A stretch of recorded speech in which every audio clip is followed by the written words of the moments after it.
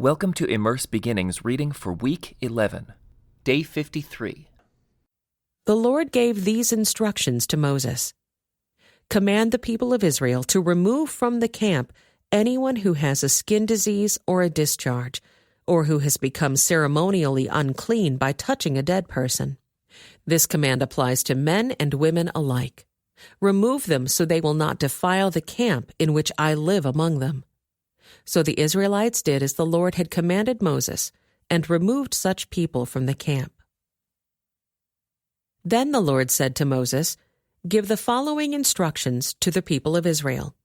If any of the people, men or women, betray the Lord by doing wrong to another person, they are guilty. They must confess their sin and make full restitution for what they have done, adding an additional 20% and returning it to the person who was wronged. But if the person who was wronged is dead, and there are no near relatives to whom restitution can be made, the payment belongs to the Lord and must be given to the priest. Those who are guilty must also bring a ram as a sacrifice, and they will be purified and made right with the Lord. All the sacred offerings that the Israelites bring to a priest will belong to him.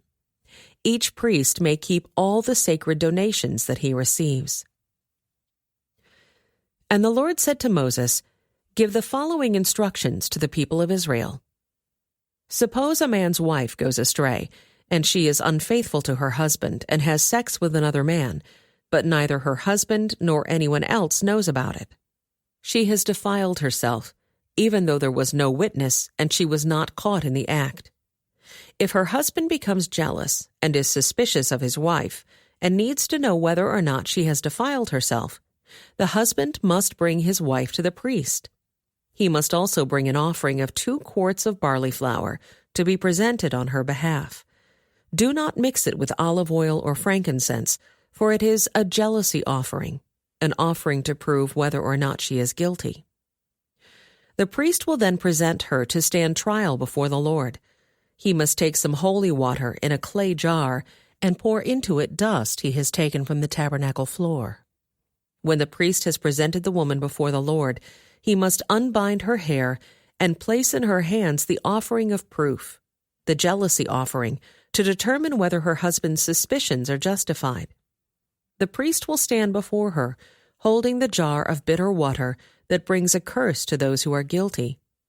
The priest will then put the woman under oath and say to her, "If no other man has had sex with you, and you have not gone astray and defiled yourself while under your husband's authority, may you be immune from the effects of this bitter water that brings on the curse.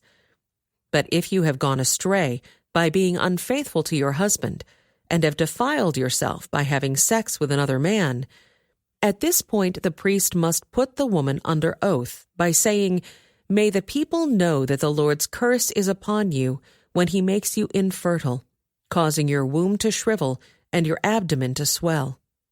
Now may this water that brings the curse enter your body and cause your abdomen to swell and your womb to shrivel.' And the woman will be required to say, 'Yes, let it be so.' And the priest will write these curses on a piece of leather and wash them off into the bitter water. He will make the woman drink the bitter water that brings on the curse. When the water enters her body, it will cause bitter suffering if she is guilty. The priest will take the jealousy offering from the woman's hand, lift it up before the Lord, and carry it to the altar. He will take a handful of the flour as a token portion and burn it on the altar, and he will require the woman to drink the water. If she has defiled herself by being unfaithful to her husband, the water that brings on the curse will cause bitter suffering. Her abdomen will swell, and her womb will shrink, and her name will become a curse among her people. But if she has not defiled herself and is pure, then she will be unharmed, and will still be able to have children. This is the ritual law for dealing with suspicion. If a woman goes astray and defiles herself while under her husband's authority, or if a man becomes jealous and is suspicious that his wife has been unfaithful, the husband must present his wife before the Lord, and the priest will apply this entire ritual law to her. The husband will be innocent of any guilt in this matter, but his wife will be held accountable for her sin. Then the Lord said to Moses, "Give the following instructions to the people of Israel. If any of the people, either men or women, take the special vow of a Nazirite, setting themselves apart to the Lord in a special way, they must give up wine and other alcoholic drinks. They must not use vinegar made from wine or from other alcoholic drinks. They must not drink fresh grape juice, and they must not eat grapes or raisins. As long as they are bound by their Nazirite vow, they are not allowed to eat or drink anything that comes from a grapevine, not even the grape seeds or skins. They must never cut their hair throughout the time of their vow, for they are holy and set apart to the Lord. Until the time of their vow has been fulfilled, they must let their hair grow long. And they must not go near a dead body during the entire period of their vow to the Lord.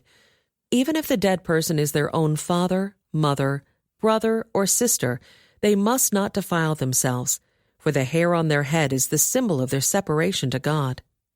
This requirement applies as long as they are set apart to the Lord.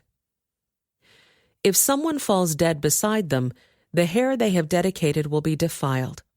They must wait for 7 days and then shave their heads. Then they will be cleansed from their defilement. On the 8th day, they must bring 2 turtle doves or 2 young pigeons to the priest at the entrance of the tabernacle. The priest will offer one of the birds for a sin offering and the other for a burnt offering. In this way, he will purify them from the guilt they incurred through contact with the dead body. Then they must reaffirm their commitment and let their hair begin to grow again. The days of their vow that were completed before their defilement no longer count. They must rededicate themselves to the Lord as a Nazirite for the full term of their vow, and each must bring a 1-year-old male lamb for a guilt offering. This is the ritual law for Nazirites. At the conclusion of their time of separation as Nazirites, they must each go to the entrance of the tabernacle and offer their sacrifices to the Lord: a 1-year-old male lamb without defect for a burnt offering, a 1-year-old female lamb without defect for a sin offering, a ram without defect for a peace offering, a basket of bread made without yeast, cakes of choice flour mixed with olive oil and wafers spread with olive oil, along with their prescribed grain offerings and liquid offerings. The priest will present these offerings before the Lord, first the sin offering and the burnt offering, then the ram for a peace offering, along with the basket of bread made without yeast. The priest must also present the prescribed grain offering and liquid offering to the Lord. Then the Nazirites will shave their heads at the entrance of the tabernacle. They will take the hair that had been dedicated and place it on the fire beneath the peace offering sacrifice. After the Nazirite's head has been shaved, the priest will take for each of them the boiled shoulder of the ram, and he will take from the basket a cake and a wafer made without yeast. He will put them all into the Nazirite's hands. Then the priest will lift them up as a special offering before the Lord. These are holy portions for the priest, along with the breast of the special offering and the thigh of the sacred offering that are lifted up before the Lord. After this ceremony, the Nazirites may again drink wine. This is the ritual law of the Nazirites, who vow to bring these offerings to the Lord. They may also bring additional offerings if they can afford it, and they must be careful to do whatever they vowed when they set themselves apart as Nazirites. Then the Lord said to Moses, "Tell Aaron and his sons to bless the people of Israel with this special blessing. May the Lord bless you and protect you. May the Lord smile on you and be gracious to you. May the Lord show you his favor and give you his peace. Whenever Aaron and his sons bless the people of Israel in my name, I myself will bless them." This concludes today's Immerse reading experience. Thank you for joining us.